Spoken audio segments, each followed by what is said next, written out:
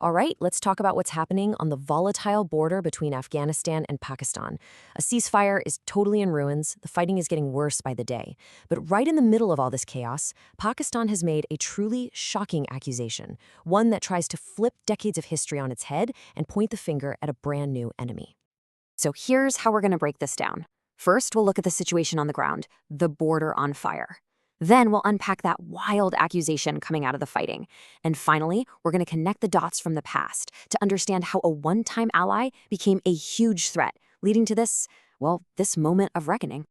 And that really gets to the heart of the whole thing, doesn't it? Why is a country now in a bloody fight with a group that it, for all intents and purposes, created? Let's get into it. Okay, so first up, let's set the scene.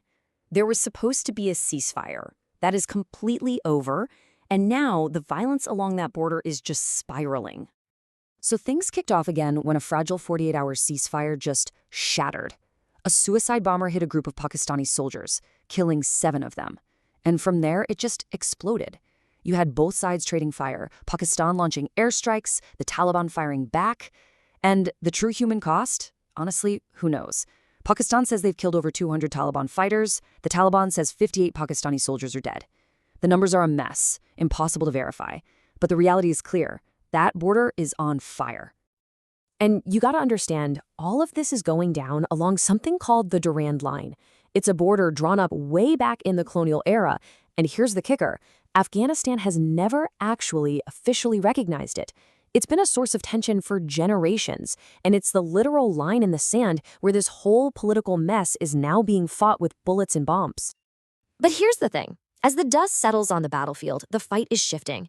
It's becoming a war of words, a narrative war, and this is where the story takes a really bizarre turn. So check this out. This is the official line coming from Pakistan's own defense minister. He went on TV and flat out said that the Taliban, the group Pakistan supported for years, is now being sponsored by India. He claims Kabul is fighting a proxy war for Delhi. Let me just spell this out, because it's a wild claim. Islamabad's official story is that its own creation, its own Frankenstein's monster, has suddenly been hijacked and is now India's puppet. It's an absolutely extraordinary thing to say, especially when you look at the history between these two. And to really get just how out there this claim is, we have to rewind the tape. See, Pakistan's relationship with the Taliban was no accident. They basically built this thing from the ground up. I mean, this isn't some new thing. We're talking decades of deep involvement. Back in the 90s, Pakistan was one of the very first countries to say, yep, we recognize the Taliban government. After 2001, while they were telling the U.S. they were partners in the war on terror, they were quietly giving the Taliban safe havens and training grounds. And just a short while ago, in 2021, when the Taliban swept back into power, Islamabad was celebrating it, calling it a strategic victory. So what was the end game here? What was the whole point of this decades-long project? Well, the logic was pretty simple, really. Get a friendly, controllable government in Afghanistan, a government that would give Pakistan what they call strategic depth, and, this is the big one, keep their main rival, India, out of their backyard. And for a little while there, it looked like the plan had actually worked. Well, that strategic victory they were celebrating, yeah, it's completely imploded. The very asset that Pakistan spent decades carefully building has now turned into one of its biggest security threats. And this line just lays it all out, doesn't it? The whiplash is incredible. One minute you're popping champagne for a huge geopolitical win, the next you're in a firefight with that same group, accusing them of working for your worst enemy. It's a total 180. So why? What went wrong? Well, the simple answer is the Taliban stopped listening. They see themselves as the government of a sovereign nation now, not some Pakistani puppet. And then, to really hammer that point home, the Taliban's foreign minister went on an official trip to India. You can just imagine the paranoia that sparked in Islamabad.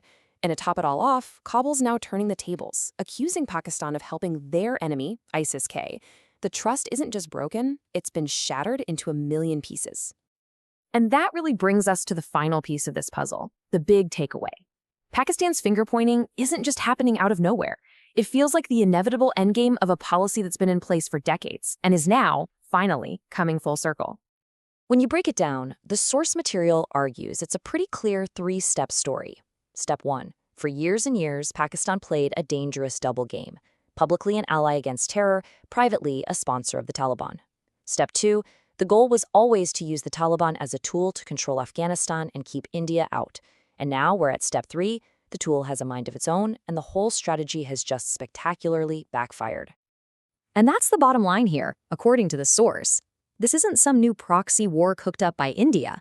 Nope, this is Pakistan's own history, its own policies, coming home to roost.